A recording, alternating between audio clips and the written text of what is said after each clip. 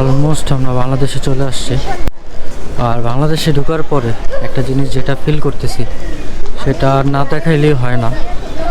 আর একটা প্লেন নামার কারণে, একটা সিঙ্গাপুর এয়ারলাইন্স নামার জন্য এরকম যদি ভিড় হয়ে থাকে তাহলে বাংলাদেশের কী অবস্থা সেটা বাকিটা আর বলা লাগবে না।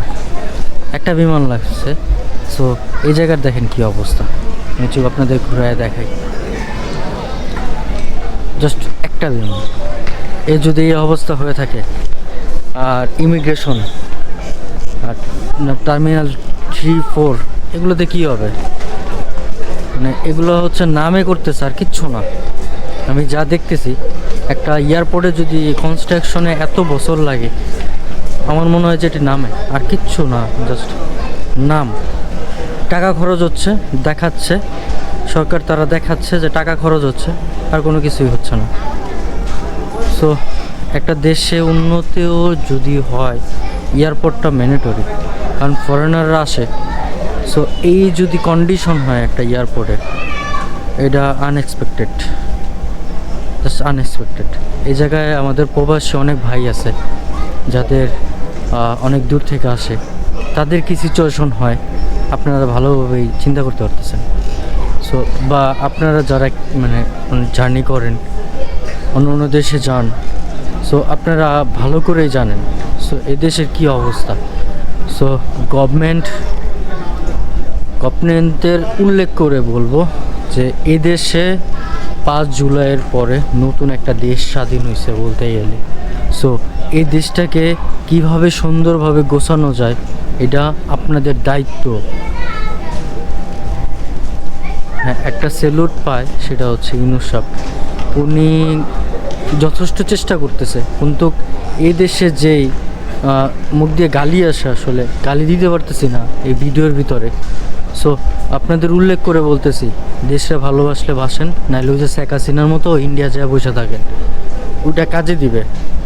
অন্তত মানুষের মুখে গালি শুনবেন না। সো দেশে ভালোবাসলে দেশের জন্য কাজ করেন। মানে নিজের দেশে বসে নিজের দেশের লুটপাট করে খাবেন, ওই চিন্তা ভুলে যান। ছাত্ররা যেরকম 5 আগস্ট তৈরি করতে পারছে, এরকম আপনাদের খতম করে দিতে 2 সেকেন্ডও ওয়েট করবে না, এটা মাথায় রেখেন। কিন্তু শেখ হাসিনা কিন্তু কেমনি পলায় নেই। সো আপনারা একবার চিন্তা করে দেন, হচ্ছে গদিতে বসার চিন্তা করেন। আর এই দেশকে উন্নত করার আগে উন্নত করে দেন হচ্ছে রাজনীতি করেন, নাহলে ওই রাজনীতির কোনো প্রয়োজন নাই, আর আপনারও প্রয়োজন নাই এই দেশের জন্য।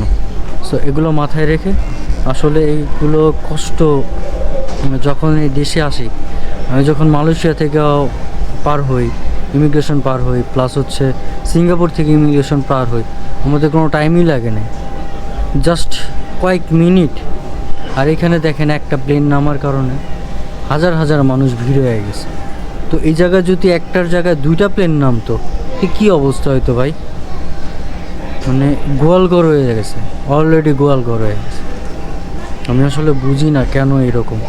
এই যে টার্মিনাল 3-4 এগুলোর কথা বলতেছে, এটি শুনতেছি যে কবে উদ্বোধন করবে, কবে কি করবে, আমি কোনো মানে আপডেট পাচ্ছি না। আসলে আমি অনেক চেষ্টা করলাম, কিন্তু এটা কী হয় না হয় জানার চেষ্টা করছি, কিন্তু কোনো লাভ নেই।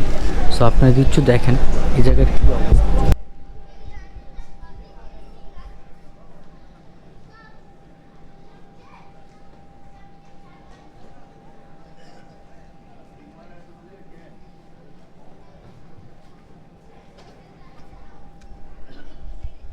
সো এত কষ্ট নিয়ে বিদায় নিলাম, ভালো থাকবেন। আর ব্যাক টু দ্য টেবিলিয়ন, সবাই আল্লাহ হাফেজ।